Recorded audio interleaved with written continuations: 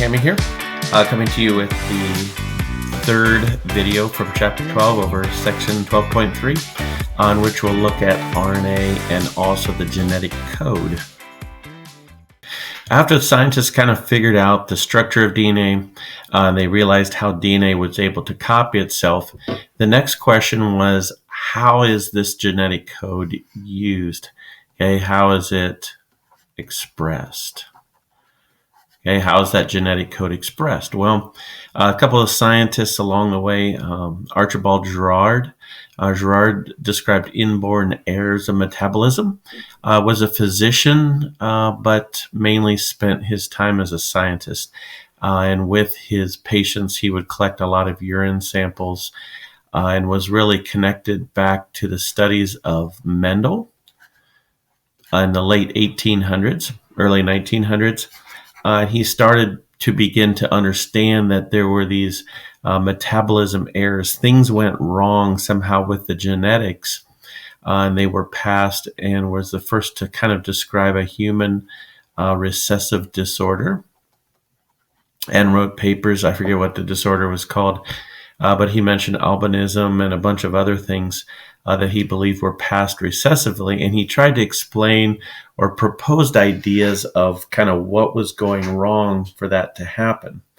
A little bit later in the 1940s, Beadle and Tatum, who had actually worked for Thomas Hunt Morgan. Thomas Hunt Morgan is famous for working with the Drosophila melanogaster, the fruit flies. And so they worked under him. Beadle did with a lot of genetics experiments. Well, him and his buddy Tatum, they began working with a fungus, Neospora crassa, which is a red mold. And what they did is they'd zap it with X-rays, and it would mutate the DNA. And normally the mold would grow in a medium with just a couple of essential nutrients in it, sugars and some other stuff. And when they zap it with X-rays, they noticed if they'd knock out certain genes, or it would mess up something genetically where it would not have the right enzyme for certain pathways. And they zap it, and then they grow it on different mediums. And I'll show you that here on the next slide. They could figure out kind of which gene knocked out which enzyme.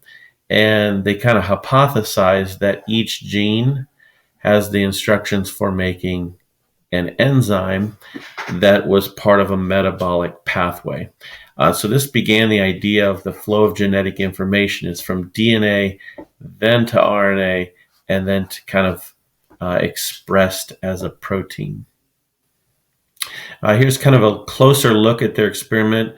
Okay, wild type, you had a minimal medium, okay, and you'd grow and you'd have a precursor, which would lead up to these other precursors in the metabolic pathway to make an amino acid arginine, okay?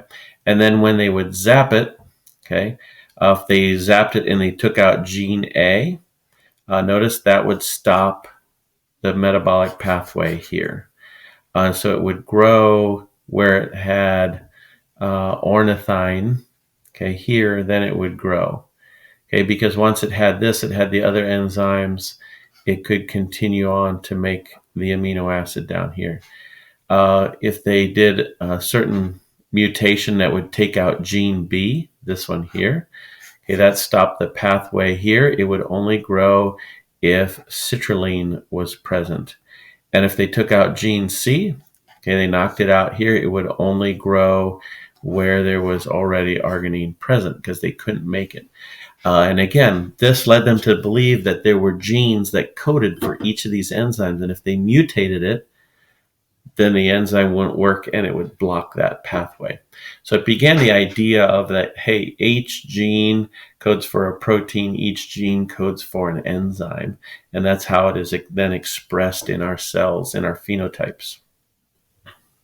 So where we're kind of left today is with RNA and the genetic code as the mechanism of gene expression. Okay, the DNA is locked away in the nucleus. Okay, locked away in the nucleus, and they have all the information, but the information itself is not structure and function. Okay, the genetic information is expressed into structure and function through this idea of protein synthesis. The code on the DNA has to get changed, has to get transcribed and translated into the final protein, and that's what gives it the structure and the function. DNA in the gene determines the sequence of nucleotides in an RNA. So here's our central dogma, is DNA to RNA, and then that RNA to the protein. Okay, again, this is often called the central dogma. This is key, this is critical to how we understand how cellular biology works, and that all the instructions, first off, are encoded and stored in DNA, again, in the order of the base pairs, T, C's, G's, and A's. Okay, and then, but this always right here stays locked away in the nucleus. Okay, and then it is then transcribed into mRNA, okay, which is M messenger. Okay, so it doesn't leave this. Think of this as like the king that doesn't leave the nucleus. Okay, he gets a scribe to write down the M, the message that's taken out to his kingdom.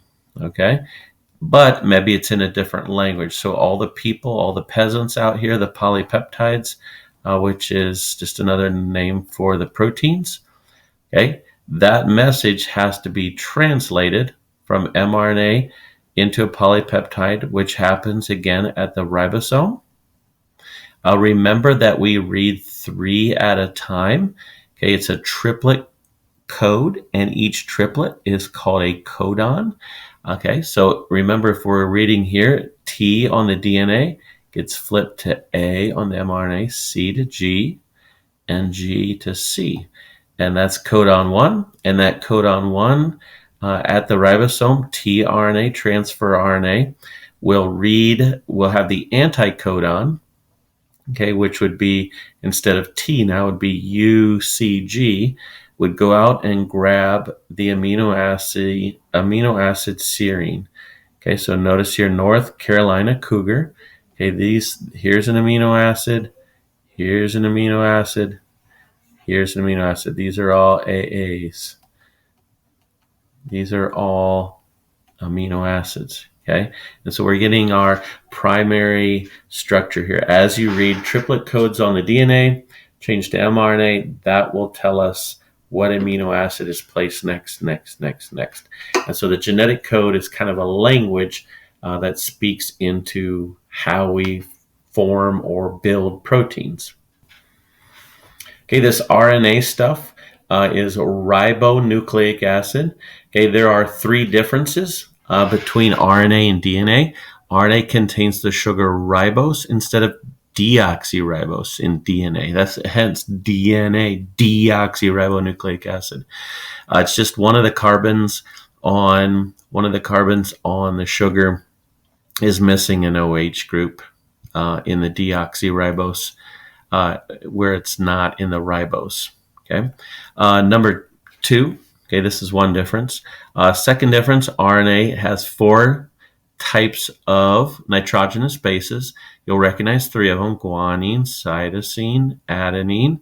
But you'll notice the 4th one here, uracil, replaces thymine. Okay, it's got U instead of thymine, or T in DNA. Okay, so this is number 2. And also you can add number 3, that RNA is single-stranded, whereas DNA is double-stranded. There are 3 types of RNA. We mentioned them already. Messenger RNA is what takes the message from the DNA in the nucleus out to the ribosomes. The ribosomes themselves are made up of ribosomal RNA along with some proteins. And that's what actually is kind of the little protein factories. The mRNA is taken out there where they're read and the proteins are built. Ribosomes are made in the nucleus, in the nucleolus. Okay, the little darker circles inside the nucleus is where these are made. And out in the cytoplasm, the tRNA, the transfer RNA, reads the codons on the mRNA and brings in appropriate amino acids out of the cytoplasm to the ribosome where it's plugged in for protein synthesis. Just a slide showing the structure of RNA. Again, single-stranded. Notice it's got a uracil base instead of thymine. The sugar right here would be ribose instead of deoxyribose, and single-stranded. Just a chart highlighting the differences again. Bases in RNA, A, G, U, and C. DNA, A, G, T, and C. Ribose in RNA, deoxyribose sugar in, deoxyribose in DNA, ribose in RNA. RNA is single-stranded, whereas DNA is double-stranded. DNA is in a helix, whereas RNA is not. Okay, it's just linear. Okay, whereas DNA is a double helix. Just another slide highlighting some differences. You can see here, if you compare uracil to thymine, how very closely similar they are. They're both pyrimidines.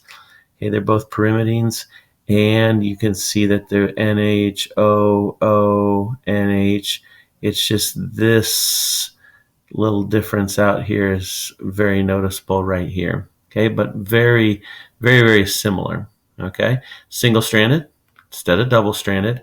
And I put this down here so you could kind of see the difference in the sugars. About ribose, okay, has an OH group here, whereas in deoxy, so it makes sense, right? Without an oxygen, it's just a hydrogen group instead of a OH group. And that's the main difference between those. And you also see Hoach makes an appearance here too, but don't tell him he's in my video. The genetic code, again, we talk about a triplet code, which is made up of codons. Okay, there are 20 amino acids that we need to build all the proteins. These symbols are used kind of like an alphabet, okay, where it is a triplet code, and each codon functions as a word or specifies an amino acid. So if you've got 4 bases and you're reading them 3 at a time, 4 to the 3rd power is 64 different words or codons that can be made. They are often referred to as triplets. And on the next page here, I'll kind of show you how that works and how we read a codon chart. There are 2 different types of RNA codon charts that you will see. First off, understand most of these we are reading the mRNA codons, not the anticodons. In Bio 1, we use more of a circular chart like this. So let's say I give you the codon AUG. Okay, so in this chart, we start in the center with our first base A, and then we look out where can we go next in this quadrant right here. So next would be U, and then in that quadrant right here, we go to G, and we see that it's methionine down here, okay, which is also the start codon. If you're using more of the square chart over here, first letter on the left, so here we see A, so it's got to be in this region, this row right here. Second letter U, so we follow that down. That means it has to be within this box. And then the third letter over here, G, is the very last line. So we look across here, and there again we see AUG, which is methionine. Okay. You'll also notice some things, and I'll mention this on another slide, will be the actual writing, but it's redundant. Okay, you can have you have 64 codons, okay, but you only have 20 amino acids. Okay, so there are more than one codon. For example, CUU, CUC, CUA, CUG, all code for leucine, as well as UUG, UUA. Okay, there's a lot of different ones that all code for leucine. Okay, and then you'll also notice that there are 3 of them that are stop codons. And when we get into translation and transcription and translation, we'll look at those more specifically, but UAA, UAG, and UGA are stop codons. You have AUG, which is methionine, which is the start codon. And the rest are just used for building proteins. And finally, some properties of the genetic code. Number one, it's universal. Interesting, with very few exceptions, all organisms on Earth, whether animals, plants, prokaryotes, eukaryotes, fungi, protists, we're all using those very similar 20 amino acids. And the triplet code, that codon chart, works for all of them. You don't need to learn a different codon chart for different species or different organisms. Number two, it's degenerate. It's redundant. I showed you this on the last slide. There's 64 codons, but only 20 amino acids. So most amino acids have 2 or more codons. This helps with some mutations. If you get a mutation, it goes from, UUG to CUG, they're both leucine. And so it doesn't really affect the final protein any. It's unambiguous. Okay, in other words, that each codon is very specific for an amino acid. Okay, you don't have a codon that could be this or could be that. That codon, like AUG, is methionine, always. Okay, always. And number 4, I pointed out on the chart before that there are start and stop signals. There's the one start, which is methionine, and then there are 3 stop codons as well. We think of them as kind of like punctuation. Start kind of is the start of a protein, whereas a stop kind of tells us we're at the end of the gene and we need to stop making mRNA. We need to stop making the protein. That's the end of the amino acids. Okay, so this kind of wraps up the genetic code. In the next video, we're going to start getting into the central dogma and that first step of transcription, taking DNA and changing it into mRNA, and how does that process look like?